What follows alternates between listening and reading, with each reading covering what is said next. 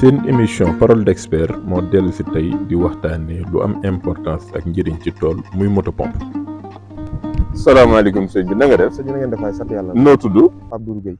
Pape Doudou Gueye mais am na beneen tur bu gars yi miin ndar de. japonais la gars yi gën a. japonais la tudd mais yow lan ngay liggéey généralement. mu liggéey yëpp moto pompe. moto pompe mooy sa métier. d'accord dan la bon xam naa la ci yeneen chantier daje yàgg nañ daje mais dañu bëgg nag léegi de temps en temps ñuy daje waxtaanee mbiru moto pompe ndax lu bare ci xale yi nga xam dañu bëgg liggéey lu jëm ci mbay seen problème mooy en réalité xamuñu te des fois dina jënd matériel boo xam ne adapté wul ak li ñuy def. looloo tax nag léegi mu bëgg ñu def benn waxtaan bu ndaw rek nga expliquer ñu un peu moto pompe lan moo koy composé. moto pompe bon surtout d'ailleurs yi génn léegi. ci ëpp marque chinoise. marque chinoise d'accord. te marque chinoise yi daanaka durée bi yàgg. par rapport ak li ñuy liggéey. ak les adultes dina ñëw ni un hectare ay rey. waaw def machine bi changé. te machine bi mënut a yóbbu un hectare. waaw parce que les adultes bu doon marque yu njëkk yi nga xam ne ni moom maanaam polyvalent la. moom la ko teg mais par rapport ak li am ni si marché bi léegi matériel chinois yi. daanaka dafa am benn durée. mais suñu nee moto pompe généralement ñaari famille la leen di wax ñenn ñi di la wax moto pompe évacuation ñeneen ñi di wax moto pompe pression noonu la demee wala ëpp na loolu. waaw non am na évacuation am na pression. parce que évacuation mooy xam ne day comme mel ne gravitaire di irriguer nii. waaw mais bu dee pression ñu jëm ci wàllu goutte à goutte.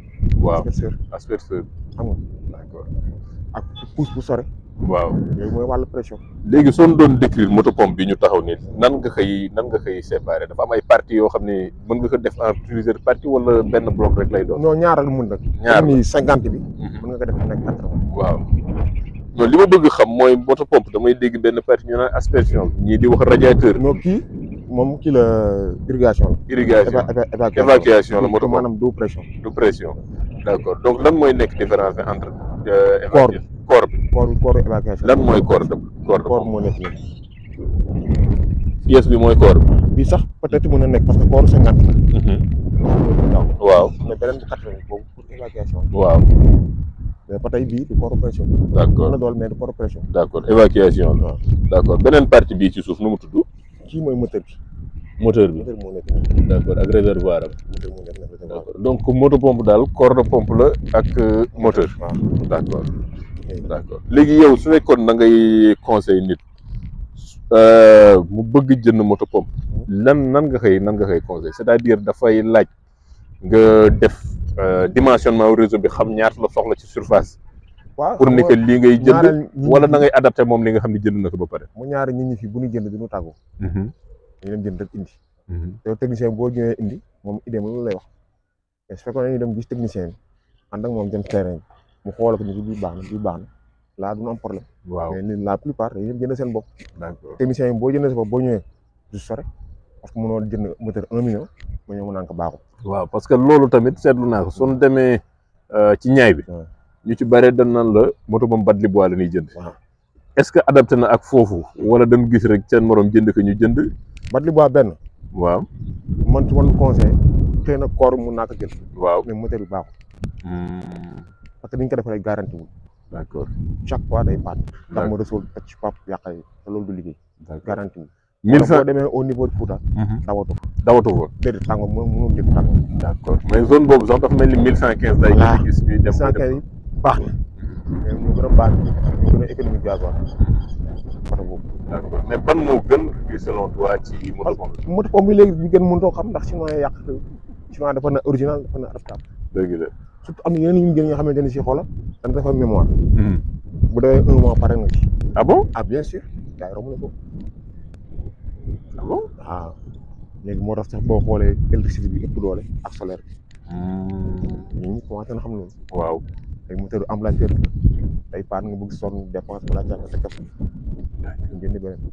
te marché bi chinois yi ñoo ko gagné. waaw ñoo fi dominé. voilà yi daan am yu njëkk marque allemand yeeg xam nga. yooyu amatul. ay benn ngay gis. mais côté pièce. est-ce que am pièce par exemple ci moto pompe yu ndaw yi yomb na. waaw bii. yi koy noonu ci dëkk bi. d'accord mais pièce détachée bi di nga ko am wala da ngay fekk yeneen yoo xam ne yi koy moom dama jënd yu bees rek monté. jënd bu bees occasion.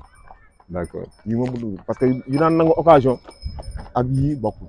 d'accord yii bokkul ñëw boo nga dem jënd bees xam ne yaa ko daj sa bopp monté ak niveau de au moins même bu dee benn campagne la ko dawal waaw parce que léegi ci niveau la gars yi toll ñoom xoolatul na leen dawal benn campagne ba pare génn si dem.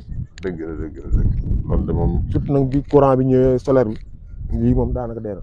d'accord mais yow da ngay defaale solaire bi wala non da nga yow moom lii rek mooy sa métier moom nga concentré wu laa ko waxoon leer na bëgguma ci laal leneen parce que lu ma xam moom dama la xam. moo gën a wóor donc partie bële mu plongé ci biir moom mooy crépine bi. crépine bi waaw parce que bii mu nekkee nii. waaw fii moom barax beeg mbalit mi moom moo koy salte ñoo defar moo koy indi problème. waaw yett ko ba mu leer. il faut muy waaw soo comme nii li yàq précis bi salte boo ko yàq. ban pièce la noonu. mooy bii ci biir. waaw nga léegi dafa yàqu dama ko mujj départ dama koy collé départ ko. après bu jël jënd bu bees ñu monté ko ci d'accord jërëjëf. ok Seck. c'est très gentil jërëjëf waay xam naa ne après du ñàkk ñu amaat beneen. incha allah dajee boo xam ne bàyyi fi sa numéro téléphone. parce que naa ko jox léegi jox ma ko wax ma ko rek ma 77. waaw 974. 97 27. 27 baax na jërëjëf. jaajëf.